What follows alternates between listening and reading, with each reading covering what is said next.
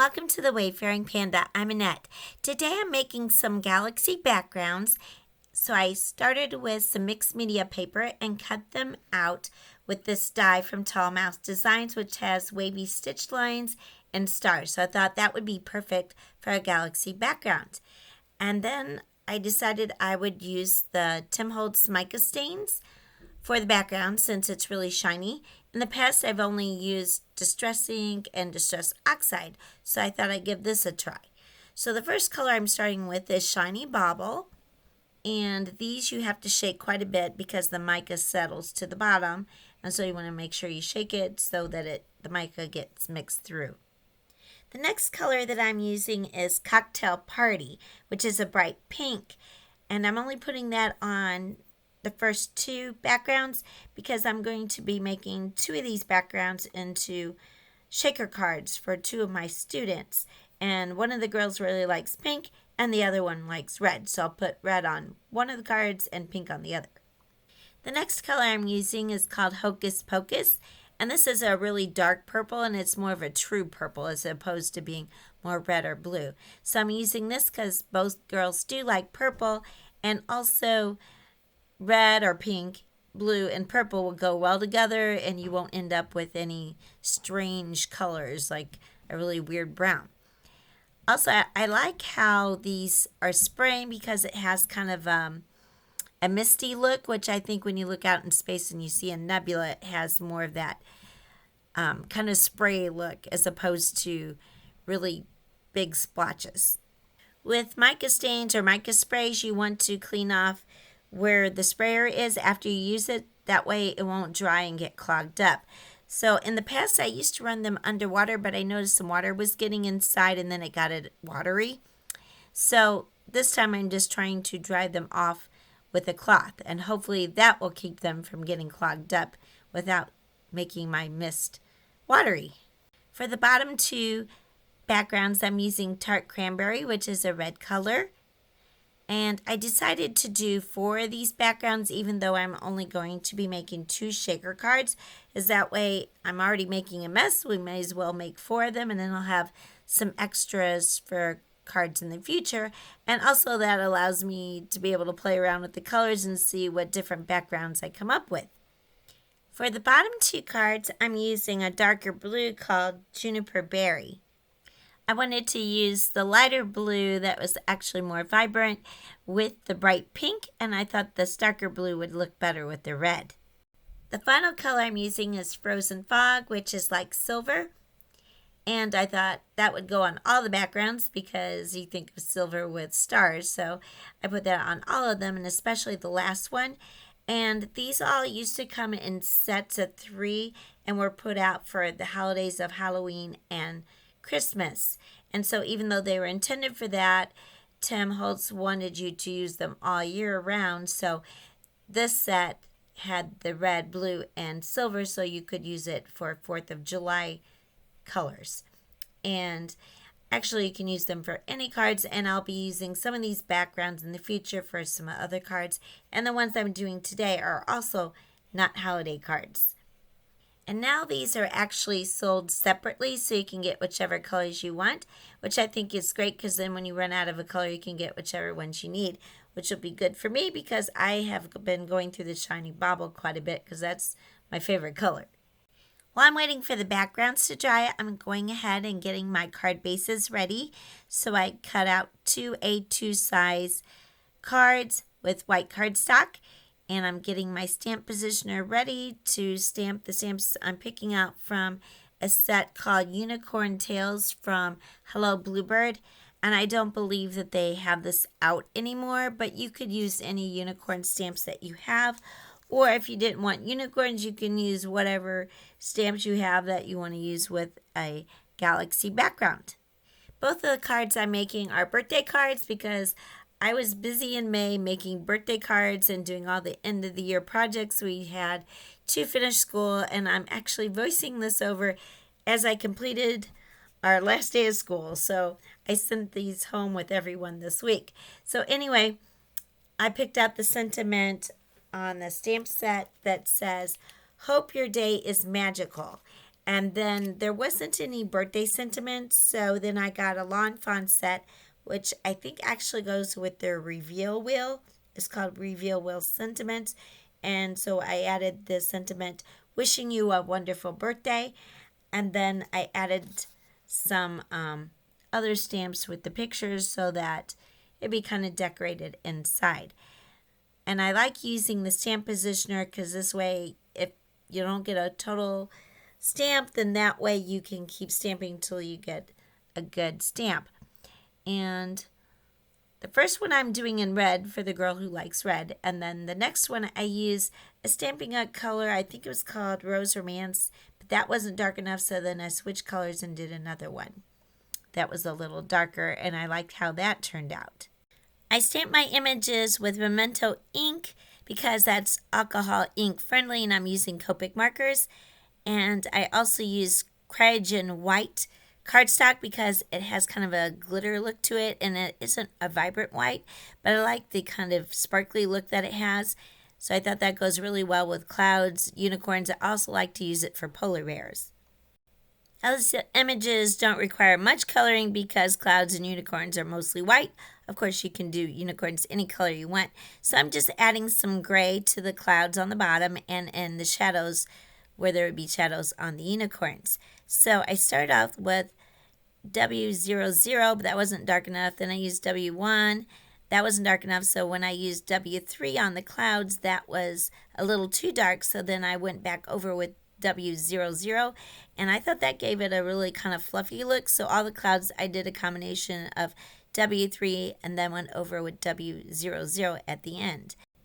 I used W1 for the unicorns. I do try to put the cap right side up so that you could see what color I'm using with the different areas. I wanted to add some color and sparkle to my images, so I'm using some Nuvo glitter markers, but they don't make these anymore. Now these have kind of a tip, kind of like the brush tip on Copic markers, and you push down on it to get the ink to flow down. I haven't found anything like that, so on this project I'm also using a couple purple ones that I got from scrapbook.com, and they're called brush markers, glitter brush markers, but it's more of a paintbrush tip, so it does work a little bit differently. I didn't have any red glitter markers, so I'm using my Copic markers R29 and R46 for two of the shooting stars and one of the unicorns that I'm going to add to the card that has red on it. I alternated the colors on the shooting stars so they wouldn't be exactly the same, and of course I'm doing those in colors that go with the colors that I used with the mica stain. If you get the scrapbook.com markers, they come with a band around the middle that you have to remove, and those are on there just so that the ink doesn't leak while they're being transported. Now the other thing is I couldn't figure out how to use them because I'm used to pushing down on them, and there's actually on the sides of the marker it says push, so I was thinking you had to push down, but I looked it up to find out how to use them because that wasn't working. And what it is you need to squeeze it where it says push. So I think squeeze would be more of the appropriate word for that. So if you get these markers and don't know how to get the ink to start going, you squeeze the side. I did find that the scrapbook.com markers were harder to use as far as keeping it in the lines on these small images because it's a brush.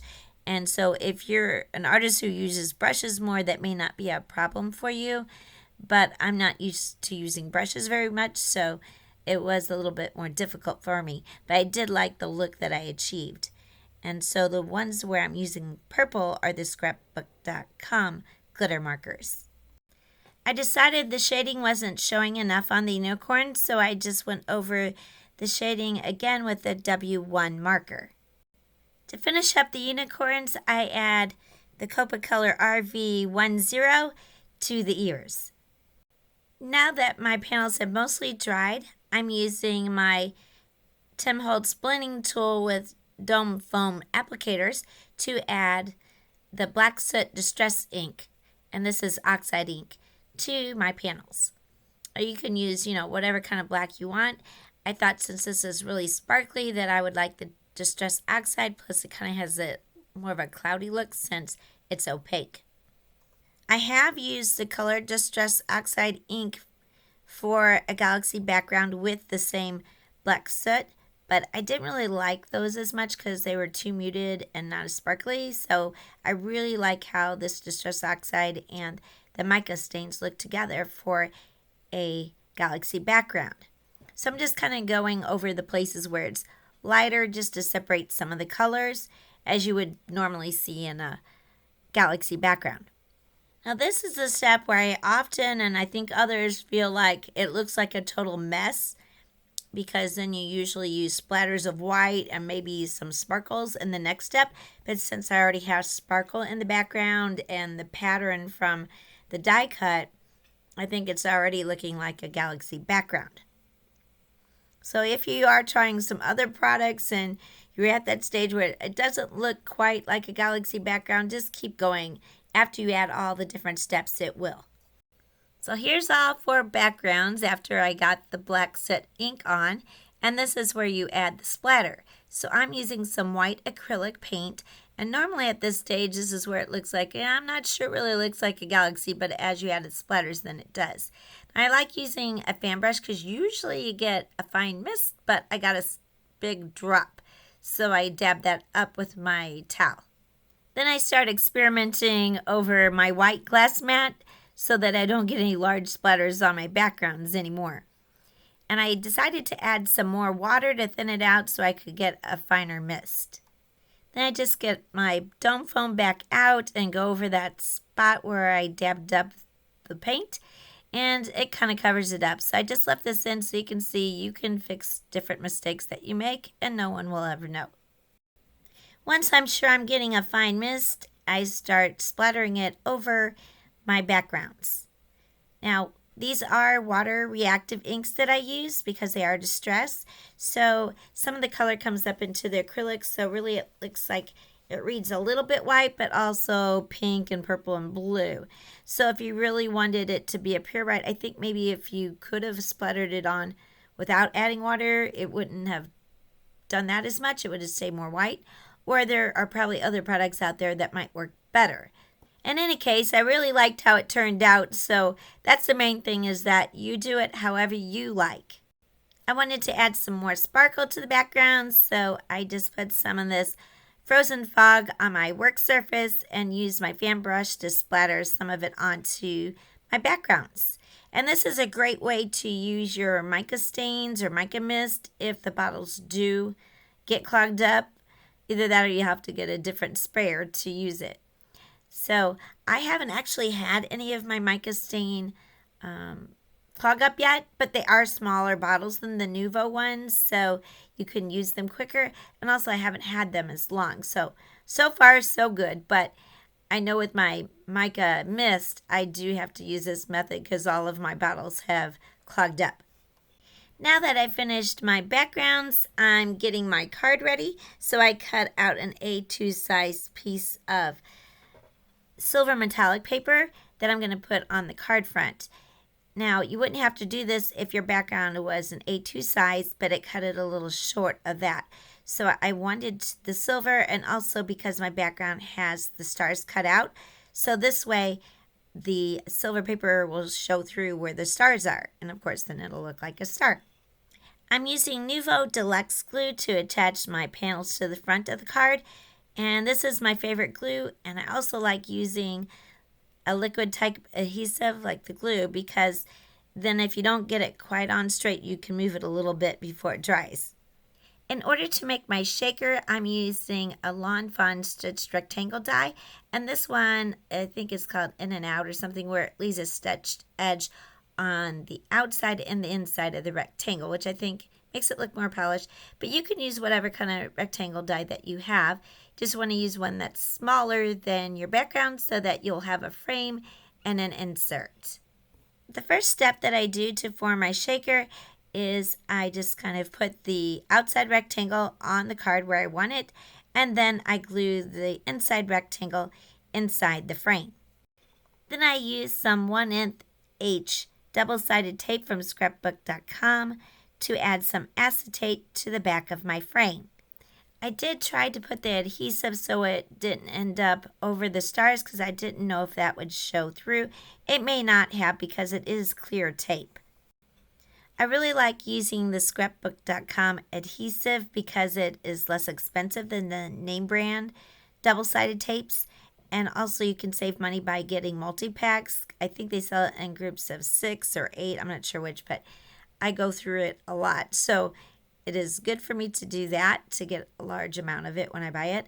And also, the one problem I do have is they seem to be out of stock of it quite often. So when they do have it, then you definitely want to get more packages so it'll last you until it comes back in stock again. Then I build up a layer of double-sided foam tape around the rectangles so that I can make a well for my shaker bits. I don't know what brand this foam tape is. I just got it at one of those conventions and it doesn't have a name on it. I added 2 layers of the foam tape so that my well will be deep enough for the bits, and then I go around the sides with my powder tool so that my shaker bits don't stick to the adhesive. For my shaker, I'm adding some Love Heart sparklets from Buttons Galore and More, as well as some really tiny clear seed beads, some turquoise and purple sequins, and then some like little kind of red balls from Tall Mouse Design shaker bits. I remove the backing from the foam tape after I get all my sprinkles added. And you can either remove the foam tape before or after you put the sprinkles on. There's advantages and disadvantages of both. If you remove the backing, then your sprinkles might stick to the tape on top. But then also when you're removing the tape, you might shake it and your sprinkles still get stuck to the top. Then I carefully add my window to the top of the shaker. And this part can be a little nerve-wracking because you're trying to get it lined up. One thing you can do, which I didn't do this time, is add a little bit of glue to the foam tape so that way you can kind of move your frame a little bit before it dries. I use my Nuvo Deluxe glue to adhere my unicorn, shooting stars, and clouds to the front of my card, and I just put those in opposite corners. Then I also added the word sparkle, which I cut out using a die from Hello Bluebird. I got it at the same time that I did the unicorn, so I don't think they make that anymore. But I adhered that to the middle of my card, and that one had some backing on the back of the glitter paper. I had some double-sided adhesive on it, so I kind of just put that on as a sticker. To add some extra sparkle, I add some Nuvo glitter accents to the clouds, and then I also added it to the red mane and tail since I didn't have a red glitter marker. And that's something else you could do if you don't have glitter markers. Now I'm using one of the pink backgrounds to do the pink shaker card, and I'm putting it together the same way as I did before. I just change up some of the shaker bits. This is actually a pretty simple and versatile shaker card design, so I have used it quite a bit in the past. I made some recently where I just used pattern paper so you wouldn't have to make the background for it. And I cut the rectangle large enough to go on the A2 base so I didn't even have to add like that silver paper. So it's pretty quick. So I'll put some photos up of those up above. I used paper and stamps from Scrappy Boy Stamps, so they were a superhero theme.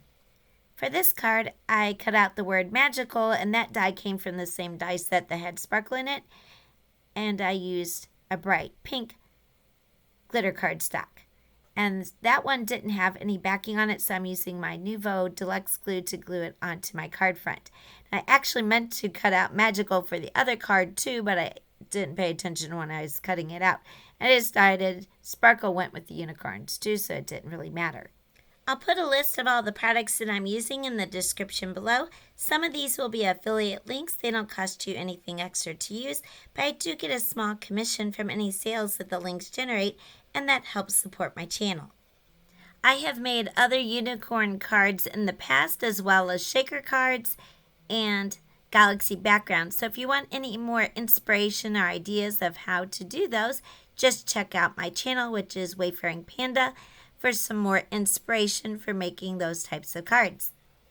As a final embellishment, I'm adding a few stars to the cards, And these come from Fairy Wishes Craft Consortium.